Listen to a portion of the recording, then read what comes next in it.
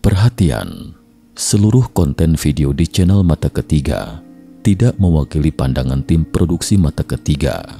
Mata Ketiga hanya menyampaikan suatu informasi yang dianggap layak dipublikasikan untuk dikaji bersama. Terima kasih atas dukungan dan perhatiannya. Ketika berbicara tentang banjir besar, hal pertama yang terlintas dalam benak sebagian besar orang adalah banjir yang memusnahkan dalam Alkitab. Setelah bencana itu, hanya keluarga Nuh yang tersisa di bumi dan hampir semua spesies lainnya punah. Tapi benarkah target dari pemusnahan itu adalah kaum manusia yang jahat? Terkait ini, sudah ada jawaban baru dalam buku berjudul Tiwanaku, The Cradle of American Man. Benarkah target banjir besar itu adalah manusia?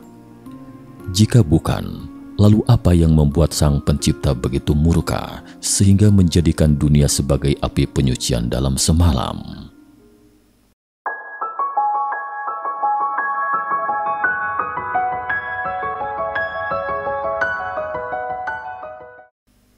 Salam sehat sejahtera, jumpa lagi di channel Mata Ketiga.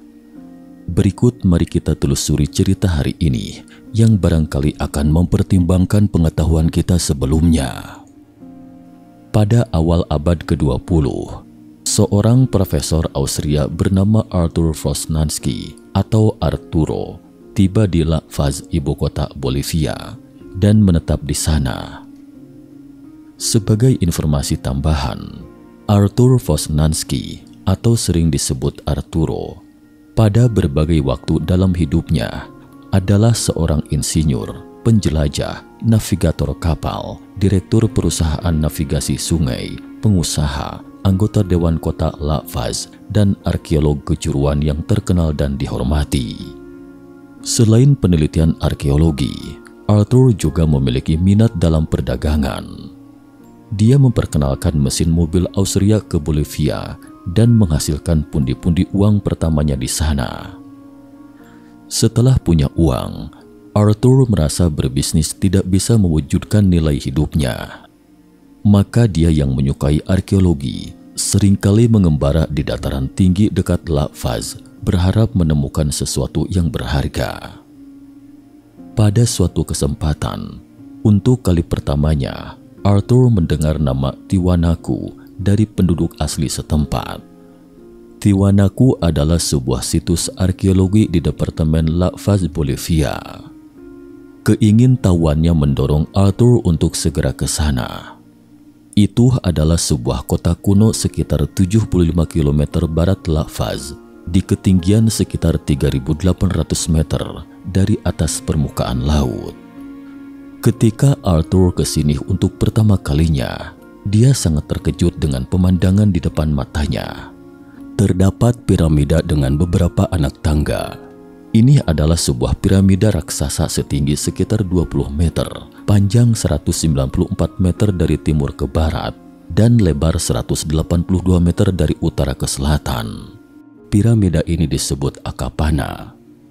Tak jauh dari Akapana, terdapat Kalasasaya, yaitu struktur menyerupai panggung yang dikenal dengan istilah platform dengan halaman luas yang dikelilingi tembok batu tinggi. Jika Anda berdiri di tengah alun-alun dan menyaksikan matahari terbit, Anda akan melihat matahari terbit dari sudut utara tembok luar pada titik balik matahari musim dingin. Sementara itu, pada titik balik musim semi dan titik balik musim gugur, matahari akan menyinari Anda langsung melalui gerbang batu di tengah. Pada titik balik matahari musim panas, matahari akan terbit dari sudut selatan tembok. Jelas, situs kota kuno ini dirancang dan dibangun sesuai dengan pengamatan astronomi yang akurat. Setelah menemukan piramida Akapana, Arthur melanjutkan perjalanan ke barat dan tiba di kuil Pumapunku. Ini adalah area seluas sekitar 170.000 meter persegi, seperti gugus Akapana, juga merupakan bangunan yang hancur. Semua batu di area kuil tidak hanya berukuran besar, tetapi masing-masing dipotong dengan presisi dan dipoles halus. Ada rebung dengan berbagai bentuk yang diukir di atas batu yang dapat dihubungkan satu sama lain dengan sempurna. Tetapi bagaimana orang zaman dahulu menghubungkan batu-batu raksasa ini sebelum ditemukannya derek jangkung? Selain itu, Arthur juga menemukan bentuk alur pada beberapa bongkahan batu. Jika dua batu besar dengan alur diurutkan satu sama lain dan menuangkan larutan logam ke dalam alur, maka logam yang didinginkan akan menjadi tiang yang menghubungkan kedua batu besar dengan kokoh. Meskipun Arthur tidak menemukan paku logam semacam ini pada saat itu, tapi ia menemukannya dalam penggalian arkeologi beberapa dekade kemudian, dan komposisinya bukan merupakan besi murni, tetapi paduan tembaga nikel yang unik. Beberapa bahan di antaranya itu bahkan tidak dapat dianalisis dengan teknologi modern. Menurut komunitas arkeologi arus utama modern, bahwa situs Tiwanaku berasal lebih dari 2000 tahun yang lalu. Teknologi yang berkembang setelah abad ke-5 dan batu-batu yang ditemukan Arthur jelas jauh di depan. Jadi, beberapa sarjana yang cenderung berbicara tentang makhluk luar angkasa mengatakan bahwa penduduk Andes kuno tidak mungkin memiliki pengetahuan dan teknologi seperti itu. Jadi, teknologi yang tercermin di situs ini bisa jadi ditinggalkan oleh alien. Namun di awal abad ke-20, Arthur tidak memiliki konsep alien. Dia hanya bisa bertanya kepada penduduk setempat, dari mana asal bangunan menakjubkan ini? Jadi suku Aymara atau Aymara, penduduk asli pegunungan Andes, memberitahunya bahwa situs Tiwanaku dibangun oleh dewa pencipta Viracocha. Arthur bertanya lagi, dewa seperti apa Viracocha itu? Aymara lalu mengarahkan jarinya ke patung batu di alun-alun. Ini adalah patung batu berbentuk manusia yang mengenakan mahkota dan jubah yang diselimuti dengan motif memegang sesuatu di kedua tangan. Saat itu, Arthur juga tidak bisa menebak apa yang dipegang di tangannya. Patung ini adalah Ponke monolit. Menurut arkeolog sekarang, bahwa di tangan kiri patung batu itu adalah wadah minum dan di tangan kanannya adalah botol tembakau. Fungsinya untuk menghirup halusinogen Amerika Selatan untuk membuat orang berhalusinasi seolah-olah bisa berkomunikasi dengan dewa. Hingga saat ini, para pendeta di Amerika Selatan masih menggunakan cara ini untuk membuat dirinya kesurupan dan kemudian menjadi paranormal yang dapat berkomunikasi dengan dewa. Setelah menemukan piramida Akapana, kuil Pumapunku dan situs lainnya, Arthur memutuskan untuk mempelajari situs kuno Tiwanaku untuk menyingkap tabir misterinya. Kini pertanyaan pertama adalah kapan dan siapa pembangun situs kuno ini? Kontroversial. Pada zaman Arthur, tidak ada teknologi penanggalan radiokarbon. Jadi Arthur hanya menggunakan metode kuno berupa perubahan periodik dari kemiringan sumbu untuk menghitung waktu pembangunan situs Kalasasaya adalah sekitar 15.000 tahun yang lalu. Namun kesimpulan ini tidak diakui oleh komunitas arkeologi pada waktu itu. Tetapi beberapa ahli arkeologi Jerman menghabiskan 3 tahun penyelidikan di lapangan dan akhirnya mengkonfirmasi hasil penelitian Arthur. Oleh karena itu, metode titik tetap Arthur untuk astronomi dan arkeologi sangat populer di Jerman sepanjang abad ke-20 karena metode titik tetap Arthur selalu memicu kontroversi. Para arkeolog modern memutuskan untuk mencari referensi yang lebih kredibel. Mereka bekerja sama dengan ahli geologi untuk menyelidiki sejarah perubahan hidrologi Danau Titicaca karena survei geologi Inggris menemukan bahwa situs kuno Tiwanaku dulunya adalah kota danau. Namun kini, jarak danau tersebut sudah bergeser 20 km jauhnya dari situs Tiwanaku. Mereka menduga bahwa ketinggian air danau Titicaca akan memakan waktu setidaknya 15.000 tahun untuk surut ke posisi saat ini. Jadi kota kuno itu memang dibangun 15.000 tahun yang lalu. Meski waktu pembangunan kota kuno telah ditentukan, sekarang muncul pertanyaan kedua. Siapa yang membangun kota kuno ini dan mengapa ditinggalkan? Legenda. Menurut legenda banjir besar suku Inka setempat, Unu Pachacuti menceritakan sebuah kisah yang mirip dengan kitab Kejadian dalam Alkitab. Menurut legenda, Viracocha, dewa pencipta ke Danau Titicaca, dia menggunakan kekuatan penciptanya menciptakan sekelompok ras raksasa, kemudian memerintahkan para raksasa untuk membangun situs kuno Tiwanaku seperti yang kita saksikan sekarang. Tetapi para raksasa yang membangun situs kuno mulai merasa bangga dan berpuas diri karena prestasi mereka, dan lambat laun bahkan mengabaikan para dewa. Selain itu juga, terjadi perang sengit di antara para raksasa untuk memperebutkan wilayah dan menjadi semakin brutal. Belakangan, Viracocha sangat menyesal dan kecewa dengan raksasa yang telah ia ciptakan.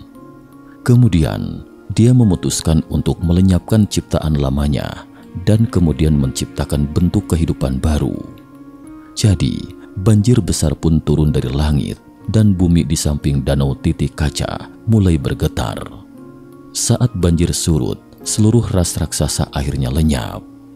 Selanjutnya kemudian Viracocha menciptakan manusia baru. Dalam legenda ini, target pemusnahan dari banjir besar adalah ras raksasa, dan lenyapnya para raksasa diiringi dengan munculnya manusia baru sekaligus. Manusia baru mengambil alih dunia setelah lenyapnya ras raksasa dari muka bumi. Arthur sangat antusias ketika mendengar legenda itu. Dia segera merekrut beberapa pekerja untuk proyek penggalian di dekat situs kuno Tiwanaku. Karena dia percaya, selama dia menemukan bukti banjir besar, dia dapat membuktikan mitos Inka bahwa Unu Pachacuti adalah fakta sejarah.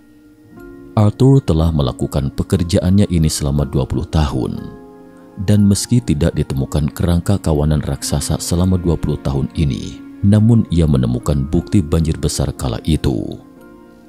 Pada tahun 1940-an, Arthur yang sudah berusia hampir 70 tahun merangkum hasil penelitiannya selama setengah abad dan menulis buku berjudul Tiwanaku, The Cradle of American Man. Arthur menulis dalam bukunya, yang menghancurkan Tiwanaku adalah gempa bumi dahsyat disertai banjir.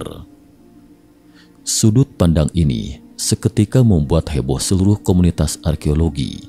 Tetapi Arthur tidak punya pilihan selain meneliti Tiwanaku secara maksimal dan komprehensif, juga tidak menemukan celah yang signifikan.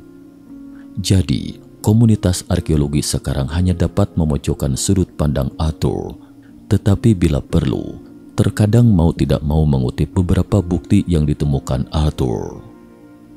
Pada bagian cerita ini, tampaknya hanya Arthur yang mengisyaratkan bahwa target banjir adalah ras raksasa, tetapi tidak ada cukup bukti untuk membuktikannya.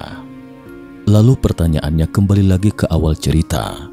Siapa target banjir besar yang digambarkan dalam Alkitab? Kitab raksasa. Pada abad ketiga Masehi, muncul sebuah aliran kepercayaan bernama Maniisme atau Manikaisme. Ada buku populer dalam aliran tersebut yang disebut Kitab Raksasa. Suatu hari di tahun 1947, seorang anak gembala secara tidak sengaja menemukan sejumlah besar perkamen kuno di sebuah gua saat sedang menggembalakan domba. Buku-buku dari kulit domba ini kemudian diserahkan ke arkeolog. Buku yang dimaksud ini adalah gulungan laut mati yang terkenal. Para sarjana telah menemukan banyak salinan kitab raksasa dalam beberapa fragmen dari gulungan laut mati. Bahasa penulisan adalah bahasa Aram dan Ibrani. Versi paling awal muncul pada abad ketiga sebelum Masehi atau lebih dari 300 tahun sebelum Yesus lahir. Dalam kitab raksasa dijelaskan bahwa Tuhan mengutus sekelompok malaikat ke dunia untuk mengajarkan moralitas dan tata krama pada manusia, mengajarkan manusia untuk berbuat adil dan jujur. Namun seiring berjalannya waktu, para malaikat lambat laun jatuh cinta pada wanita cantik di dunia, lalu menikah dengan wanita manusia dan hidup di dunia. Dan keturunan mereka adalah raksasa. Malaikat ini disebut penjaga, sedangkan raksasa disebut Nephilim. Tetapi para penjaga dan Nephilim menjadi semakin sewenang-wenang. Mereka kerap membocorkan rahasia Tuhan yang terlarang diceritakan kepada manusia. Selain itu, sang malaikat penjaga juga menciptakan banyak monster. Raksasa dan monster melakukan apapun yang mereka inginkan di muka bumi.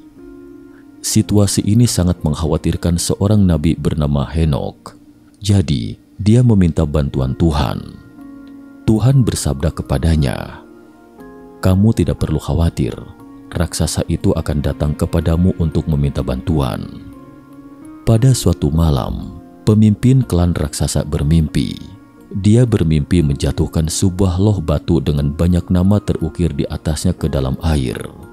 Saat diambil lagi, hanya tersisa 3 nama, lalu dia terbangun oleh mimpi ini. Beberapa waktu berikutnya, banyak raksasa, kecuali pemimpin klan raksasa, memiliki mimpi yang sama. Salah satu raksasa bahkan memimpikan kematian semua anggota klan. Para raksasa pun gelisah. Jadi, pemimpin klan raksasa diminta untuk mencari Nabi Henokh untuk menanyakan apa yang terjadi. Saat menemui Henokh, sang pemimpin raksasa diberi sebongkah batu oleh Henokh. Beberapa kalimat yang terukir di batu tersebut kurang lebih berbunyi seperti ini: "Kalian dan penjaga kalian serta istri dan anak-anak manusia kalian akan menghadapi bencana kepunahan. Satu-satunya harapan untuk selamat dari bencana ini adalah bertobat dan meminta pengampunan dari Tuhan. Jika tidak, kehancuran akan datang dalam bentuk banjir besar, memusnahkan semua makhluk hidup."